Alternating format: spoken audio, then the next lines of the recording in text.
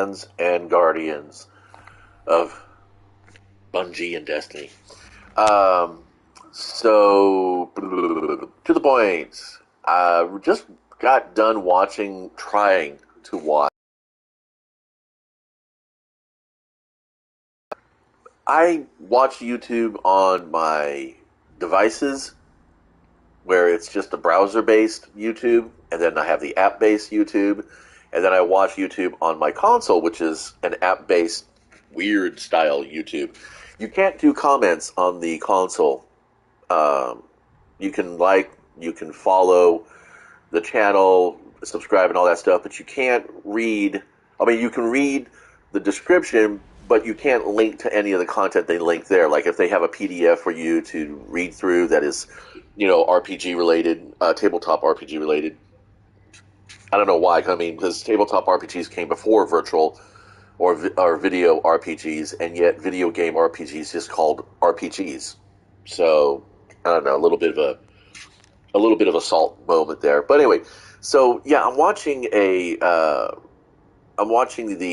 ubiquitous TikToks you haven't seen of Dungeons and Dragons, because one of the thumbnail segments is Ginny D, and I follow her content because she's really informative and very funny. And it's a great combo because, I mean, I've learned a lot about how to go about playing the table as opposed to playing my monsters and NPCs, because I'm the forever DM. I'm the dungeon master. That's kind of the way it is. And I like that. That's okay. It's not a narcissism thing. It's just I would rather sit down and, watch people geek out and have fun in the world that I create than to, blindly wander through anybody else's environment, not really having a good experience because they're not doing something right. I don't know. It's weird. It's I'd rather be judged than be the one who judges. Does that make sense?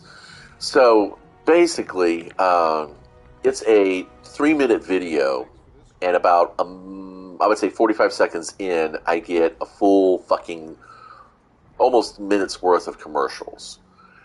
Now, in my family, we have, well, it's not mine, it's my wife's side of the family. They have a sort of a philosophy that however long it takes you to get to your destination, you should spend at least 1.5 to 2 times that amount of time there. Now, this, of course, means that traveling an hour out for a dinner at a restaurant that you've heard about that you don't have locally, I don't see, a 4-hour dinner on a 2-hour round trip. But, that being said, there might be other things in the area, and so invariably, yeah, it turns out to be an all-day thing, which is kind of funny, because typically adventures like that are reserved for, like, day trips, holiday. So, in my mind, I'm like, okay, so you've got a 3-minute TikTok montage. You're going to put in radio. This is why I'm bringing my advertising experiences in here. In radio and traditional old-fashioned TV, where it came through on an antenna and not on a fucking Wi-Fi signal, a 1-hour program had about 5 to 10 minutes of commercials in it. It was spread out through the program. Now, I know in other countries and in some regions of America and United States of America, that they will put the block of commercials before the program or just after the program, or they'll insert it between the end of the program and the end credits, because everybody is always familiar about end credit, Easter eggs and stuff. So, that's contemporary. But in the older versions, like I said, in a 1-hour block of entertainment, you got about 10 minutes, roughly 12 minutes of commercials. And on radio, it can be a slog because they talk about a 90-minute fucking ad-free block. But then you're going to get like 30 minutes worth of chit-chat, news, and commercials. And on radio, I can totally deal with that because honestly, that's fine. That's good. That 15 or so minutes of cool down gives me time to, use the bathroom, get some chores done, make a breakfast or a brunch or whatever. I don't typically listen to radio towards the evening because then they start playing really depressing music. And I don't know, why would you play depressing programming? Why would you program depressing music on a go home commute time? Because that was just wow. Um, but the point being is that I look for value in everything I do. And it's very, very rare that I sit down or stand at my easel and just do art for the fuck of it. You know, I might have an idea in my head, which is totally independent of any customer's requests or anything like that, but I do the work because I want to. I do the process because I'm involved in the process. That's because as an artist, it's not just the final result of your effort, it's also the process, the setup, the gathering of resources, the application of paints or colors or pigments or whatever, or marker, crayon, whatever you're doing. Um, you know, me building a scratch-built robot, you know, that to go up against, you know, something I have already pre-built. You know, sometimes, you know, kit bashing and stuff like that. You know, it's the process to me is just as engaging, and sometimes all I ever really want to do, and then I'm left with this unpainted or this, you know, sort of amorphous kind of shape. Um, and then that inspires other things, you know, that brings forward other ideas, and then, you know, a project might sit on the shelf or in a box, you know, in the closet for months at a time, and then going through the purge like I do, you know, cleaning out, you know, unused materials and things like that. I find the project and I was like, oh shit, yeah, I got this project, and it's like, okay, so we work on it some more, we paint it a little bit, put it away. That's kind of okay for me. I like having the process available to me, but I don't like the speed bumps that come with that. When I get into a state, when I get into that zone, I want to just do the shit and not have to sit there and twiddle my thumbs waiting for the next step to start. This is why I continue to video game, because the setup to video gaming is does not take a lot of effort. At your desk, plug in, turn on, and go for it. You're there. But then when that game stops you or gates you because they want you to keep playing, because the longer you're playing their game, the less you're playing anybody else's game, it feels manipulative, and it feels dishonest, and it feels bad. So I'm that kind of personality that you throw enough speed bumps in front of me, I'm going to go fucking somewhere else, because I have that much I can do in my day.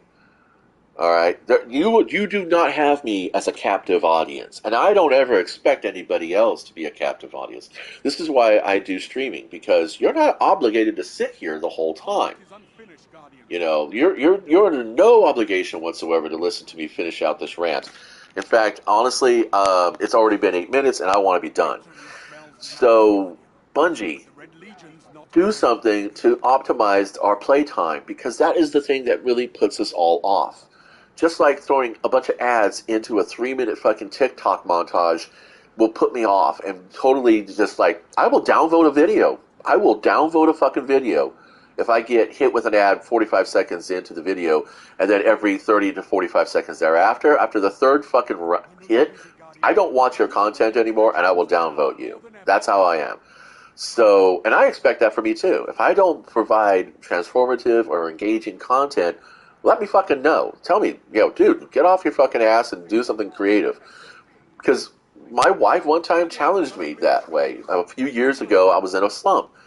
And, you know, she, you know, had to go get some groceries and take care of some family, um, you know, stuff. And when she left, you know, she was really sweet. She gave me a kiss. She goes, if I don't see something painted when I get back, you don't get to have dinner.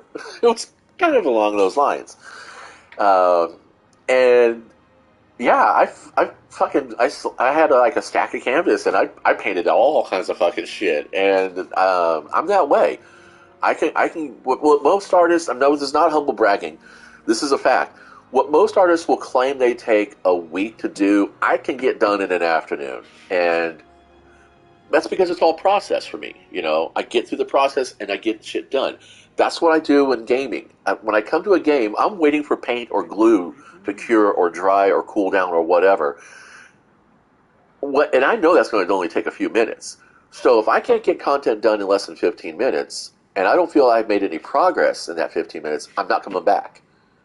I'm not going to keep slogging it. I used to. I used to do that a lot in Destiny, and every now and then I still kind of do. I'll get into a state, the process.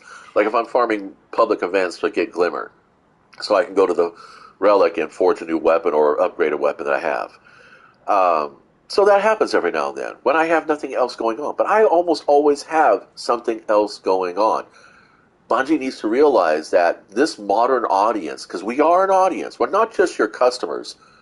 We're not just, partners in your endeavor to create a universe and a community.